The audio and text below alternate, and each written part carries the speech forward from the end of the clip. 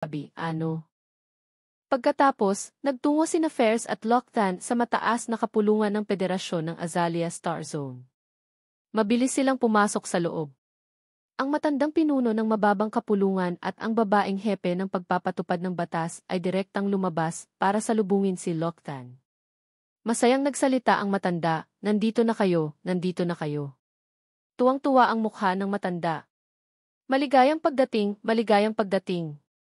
Tunay ngang isang bayani mula sa kabataan. Ang matandang nakatayo sa harap niya ay nakatitig kay Locktan na maihalong paghanga, komplikadong damdamin at kagalakan. Sa kasalukuyan, ang bilyon-bilyong selula sa buong katawan ni Ferris ay puno pa rin ng pananabik at labis na kagalakan. Antas immortal. Si Locktan pala ay nagtataglay ng isang superhuman na pangangatawan na antas immortal. At ang superhuman na ito ay ako pa ang nagdala mula sa White Mist Star Zone. Haha! Gustong-gustong sumigaw at tumakbo-takbo ni Ferris para ilabas ang nag-uumapaw na saya sa kanyang puso. Masayang naisip ni Ferris, sa buhay ng bawat tao, tiyak na may isa o dalawang beses na bibisitahin sila ng Diyosa ng Swerte. Ang kailangan lang nating gawin ay kapag dumating na ang pagkakataong iyon, kailangan nating hawakan ng mahigpit ang kamay niya. Ito ang sinabi sa kanya ng kanyang lola noong bata pa siya, noong nabubuhay pa ito. Ngayon, gusto nang isigaw ni Ferris, mahal kong lola, sa pagkakataong ito, hindi ko lang hinawakan ng mahigpit ang kamay ng Diyosa ng Swerte, niyakap ko pa siya ng buong higpit. Si Locktan ang pinakamalaking swerte sa buhay ko, kahit manalo pa ako sa loto ng kalawakan, hindi nito mapapantayan kahit katiting ang nangyaring ito. Sa sobrang tuwa ng matanda, nakalimutan na niya. Nakalimutan kong magpakilala. Ako ang tagapagsalita ng mababang kapulungan ng Federasyon ng Azalea Star Zone, si Deng Luopu, o sa internasyonal na pangalan ay Pavlov Sebastian. Tagapagsalita. Bahagyang kumurap ang mga mata ni Locktan, sa wakas ay nalaman na niya ang pagkakakilanlan ng kaharap. Ang tagapagsalita ng mababang kapulungan ng Federasyon ng Azalea Star Zone. Masasabing isa siya sa mga taong may pinakamataas na katungkulan sa Azalea Star Zone, at ang lugar kung saan nakatayo si Locktan ngayon ay ang mismong pangunahing tarangkahan ng mababang kapulungan ng Azalea Star Zone. Itinuro ng matanda ang babaeng may magandang hubog sa kanyang tabi. Ito naman si Sisha, ang hepe ng pagpapatupad ng batas ng Azalea Star Zone. Inilagay niya ang kanyang kamay sa kanyang dibdib at masayang sinabi, isang malaking karangalan na makilala kayo. Si Locktan, ang pinakamalakas na lalaki sa Blue Star, at sa hinaharap ay magiging pinakamalakas na lalaki sa buong kalawakan. Siyempre, ang pangungusap na iyon ay idinagdag lamang ni Locktan sa kanyang isipan. May halong paghanga na sinabi ni Deng Luopu, pagkatapos ng gabing ito, ang pangalang ito ay malamang nakakalat sa buong Azalea Star Zone. At sa hinaharap, ang buong Azalea Star Zone at ang mga kalapit na malalaking Star Zone ay ianigin ang dalawang salitang iyan. Mapagkumbabang sinabi ni Locktan, sobra naman po ang papuri ninyo, tagapagsalita Deng. Umiling ang babaeng hepe at seryosong sinabi, mula sa Azalea Star Zone bilang sentro, may kabuuang 13 Star Zone sa paligid. Mula nang maitatag ang federasyon halos 1,000,000 taon na ang nakalipas, sa bilyon-bilyong planeta na may buhay, hindi pa kailanman nagkaroon ng superhuman na pangangatawan na antas immortal. Tinitigan ng babaeng hepe si Locktan sa mata at seryosong sinabi, bawat salita, Locktan, ikaw ang numero 1 henyo sa rehiyong ito ng kalawakan sa nakalipas na 1,000,000 taon. Isang henyong hindi pa napapantayan, walang anumang pagmamalabis. Dahan-dahang nagtaka si Locktan. 13 Star Zone, bilyon-bilyong planeta na may buhay, ang bilang ng mga individual na nilalang doon ay aabot sa trilyon, pero ako lang ang nag-iisang may superhuman na pangangatawan na antas immortal. Nagulat si Locktan, ngunit agad din siyang napanatag. Sa bagay, ang aking Eternal Star Supreme Body ay patungo sa level 15 o kahit 16 na. Ilan lang ba ang malalakas na nasa level 15 o 16 na sa isang star region? Kaya't makatwiran lang na ako ang maging nag-iisa sa loob ng 1,000,000 taon sa 13 Star Zone. Dahil ganito ako kalakas, maaari kaya akong humingi ng mas maraming pabor kay Deng Luopu mamaya. Lihim na pinag-isipan ni Locktan. Nagpatuloy si Deng Luopu, ayon sa kaugalian, kapag may isang antas immortal na isinilang sa isang Star Zone, tiyak na magpapadala ng tao ang pinuno ng galaxy system para mag-inspeksyon. Maaaring magkaroon ka ng pagkakataong sumali sa ilalim niya at matanggap ang kanyang mga turo. Habang sinasabi ito ni Deng Luopu, isang bahagyang inggit ang makikita sa kanyang mga mata. Agad na tiniyak ni Deng Luopu, bago pa man magpadala ng tao ang pinuno ng galaxy, buong lakas na susuportahan ng Azalea Star Zone ang iyong pagsasanay. O, buong lakas na suporta, inulit ni Loctan para kumpirmahin. Siyempre, tumango si Deng Luopu. Kahit na ikaw ay antas immortal, nasa level 9 ka pa lang ngayon. Ang yaman ng isang buong Star Zone ay sapat na para suportahan ka. Nagtanong si Loctan, ibig sabihin, maaari akong humiling ng kahit ano. Nang marinig ito, bahagyang nag-alinlangan si Deng Luopu, hindi niya alam kung ano ang hihilingin ng binata. Nag-isip si Deng Luopu at sinabing, maaari mong sabihin muna. Kung ano ang kaya naming gawin, tiyak na gagawin namin ang aming makakaya, kahit na kailangan mo. Naisip ng matanda, nako, baka naman humingi ito ng kung ano-anong imposible. Hindi rin nangahas magsalita ng tapos si Deng Luopu. Paano kung humingi si Loctan ng isang bagay na hindi niya kayang ibigay? Mahirap tumanggi at magiging hindi maganda ang sitwasyon. Agad na iwinagayway ni Loctan ang kanyang kamay. Prangkang sinabi ni Loctan, hindi mga kagamitan sa pagsasanay. Ang kailangan ko ay isang sapat na laking planeta na may buhay para tirhan ng mga kababayan ko mula sa aking inang planeta. Nagulat ang matanda sa narinig. Ito di. Bulalas niya sa sobrang pagkagulat.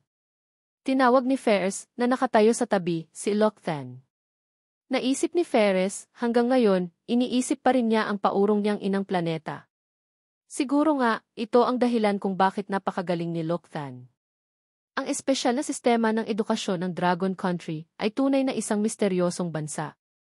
Walang araw at gabi sa kalawakan, ngunit ang nakasanayan sa loob ng 1,000,000 taon ay nagtulak sa lahi ng tao na gumamit pa rin ng paraan ng pagsukat ng oras. Sa kalawakan, ang isang unit ng oras ay halos katumbas ng 3 araw sa Blue Star, hindi gaanong kalaki ang pagkakaiba. Sa sandaling ito, ang mga naghahanda para sa piging ay abalang-abala. Bilisan nyo, magsisimula na ang piging. At ang isang araw sa kalawakan ay malapit ng matapos. Sa pangunahing planeta ng Azalea, isang napakalaking piging ang mabilis na inihahanda. Ito marahil ang isa sa pinakamalaking pagtitipon na naganap sa pangunahing planeta ng Azalea. Maraming mga noble mula sa kalawakan, kahit na napakalayo ng kanilang mga tirahan, ay nagmamadaling nagtungo rito matapos malaman ang balita. Wala silang magawa, ang balitang nagmula sa pangunahing planeta ng Azalea ay masyadong nakakagulat, kaya't karamihan sa mga unang nakarinig ay inakalang nagkamali sila ng dinig. Ang Azalea Star Zone ay hindi pa nagkaroon ng isang superhuman na antas immortal sa loob ng milyon-milyong taon. Kung hindi dahil sa malaking alon na kumalat sa buong Azalea Star Zone kanina, walang sinuman ang maniniwala sa pagsilang ng isang antas immortal. Ngayon, hindi mabilang na mga sasakyang pangkalawakan ang naglalakbay sa pagitan ng 1-0 buwan ng pangunahing planeta. Ang malaking pangunahing planeta ng Azalea ay nagniningning sa mga ilaw. Hindi mabilang na mga sasakyang pangkalawakan ang naglalakbay pabalik-balik na lumilikha ng isang napakalaking tanawin na parang trapiko sa kalawakan para lamang masilayan ang taong lumikha ng kababalaghang ito. Sa gusali kung saan gaganapin ang piging, isang lalaki at isang babae ang pumasok. Kapwa sila kapansin-pansin sa kanilang itsura at kilos, nakasuot ng napakagarang damit. Ang kanilang buhok na kulay ginto at pula ay lalong nagpapakita ng kanilang marangal na katayuan. Sila ang mga anak mula sa pamilya ng isang noble sa kalawakan, si Count West. Sila sina Minton at Jojo. Ang daming tao, sabi ni Jojo, na napakaganda ng suot ngayong gabi, ipinapakita ang karangalan at ganda ng isang marangal na anak ng Count. Si Minton naman ay hindi gaanong masigla, pangunahin dahil sa mga nagdaang araw. Labis siyang napagod sa isip at katawan dahil sa iba't ibang chismis sa internet, kaya't wala siyang gana sa anumang bagay. Malaki ang ipinagbago niya kumpara sa kanyang dating kumpiyansa at kontroladong kilos. Sinabi ni Minton kay Jojo, ang balita tungkol sa unang antas immortal sa kasaysayan ng Azalea Star Zone ay hindi pa ganap na kumakalat. Kung lumipas pa ang ilang panahon, maaaring 100 beses na mas malaki ang pagtitipong ito, at posibleng hindi na magkasya sa buong Azalea Star Zone. Bahagyang kinalma ni Minton ang sarili, balak niyang gamitin ang piging na ito para muling maging masigla. Ipinaliwanag niya ito kay Jojo na bahagyang idinila ang dila. Bagamat hindi niya masyadong naiintindihan ang tungkol sa martial arts, ang maringal na tanawin ng buong pangunahing planeta na nagliliwanag sa gitna ng araw ay nakatatak pa rin sa kanyang isipan. Ang gayong kababalaghan na nilikha ng isang taong may antas immortal na pangangatawan, paano siya hindi magugulat? Seryosong pinayuhan ni Minton si Jojo, pagdating ng taong iyon, kailangan mong gawin ang lahat ng paraan para makuha ang loob niya. Nagulat si Jojo. Ha? Ako, tanong niya sa sarili, papansinin kaya ako ng dakilang taong iyon? Hinawakan ni Minton ang kamay ni Jojo. Bumulong siya, kailangan mong magawa. Sa ganda mo, maliban na lang kung hindi mahilig sa babae ang henyong iyon. Lubos siyang naniniwala sa ganda at alindog ng kanyang kapatid na si Jojo. Ah, sige na nga, dahil sa pamimilit ni Minton, walang magawa si Jojo kundi sumang-ayon. Lihim na naisip ni Minton, habang hindi sinasadyang hinahawakan ang kanyang sariling puwit, kung hindi siya mahilig sa babae, ayos lang, buong puso ko siyang pagsisilbihan. Dahan-dahang pumasok sina Minton at Jojo sa piging. Kahit sa lugar na puno ng mga noble, kapansin-pansin pa rin ang kanilang katayuan at itsura. Pagpasok pa lang nila, agad na may mga batang noble na masiglang bumati. O, hindi ba't iyan ang ating kabalyero ng baboy na may kakaibang panlasa? Sumunod ang isa pa, nagawa mo na ba iyon ngayon, kabalyero ng baboy? Kabalyero ng baboy? Paglabas ng dalawang salitang iyon, agad na napalingon ang lahat ng mata sa kanila. Alam ko ang kwentong iyan. Kabalyero ng baboy, hahaha. Ang war god na gumawa ng kalupitan sa 150 taong gulang na baboy. Agad na umitim na parang ilalim ng kaldero ang gwapong mukha ni Minton sa sobrang inis. Hahaha, sunod-sunod na mahinang tawa ang narinig sa paligid. Ang mga kakaibang tingin ay napunta kay Minton at namutla ang kanyang mukha. Mula nang mangyari ang insidenteng iyon kung saan ginantihan siya ng kung sino, ang kanyang pangalan sa lipunan ng mga noble sa Azalea Star Zone ay tuluyan ng nasira. Bagamat nakuha na ni Minton ang TV footage mula sa Law Enforcement Department para patunayan ang kanyang kawalang sala, ang tsismis tungkol sa kanyang paghahasa sa 150 taong gulang na inahing baboy ay kumalat na. Maraming tao ang walang pakialam sa katotohanan, gusto lang nilang magsaya.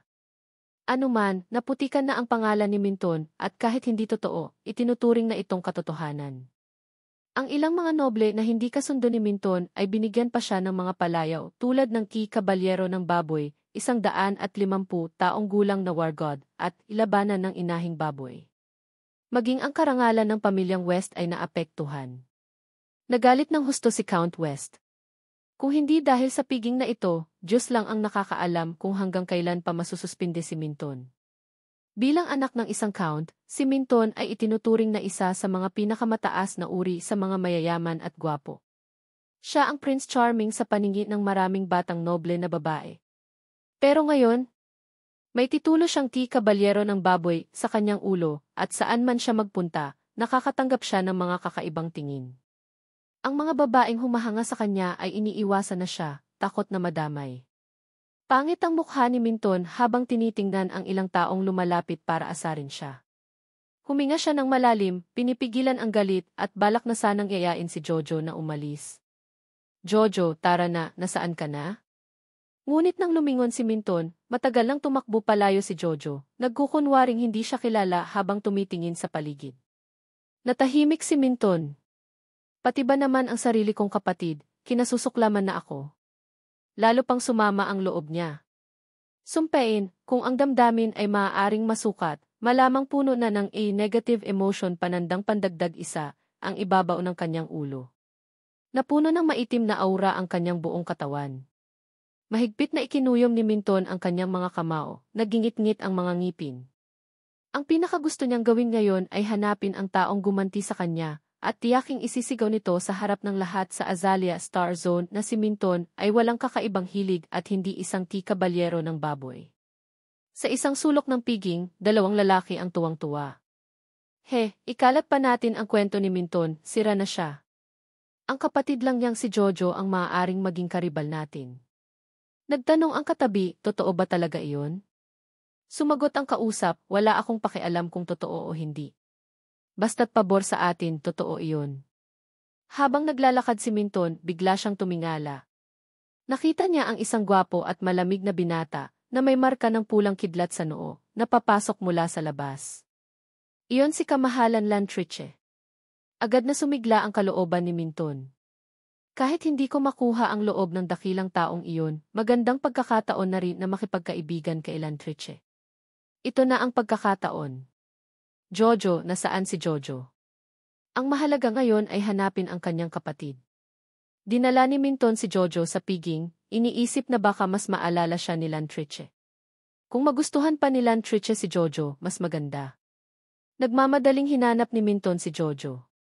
Mabilis niya itong natagpuan sa isang sulok at agad na dumilim ang kanyang mukha. Ayun siya. Sino ang masaya niyang kausap?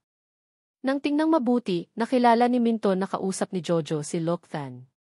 Nagalit si Minton. Sampain. Siya yung mababang uring nilalang na iyon.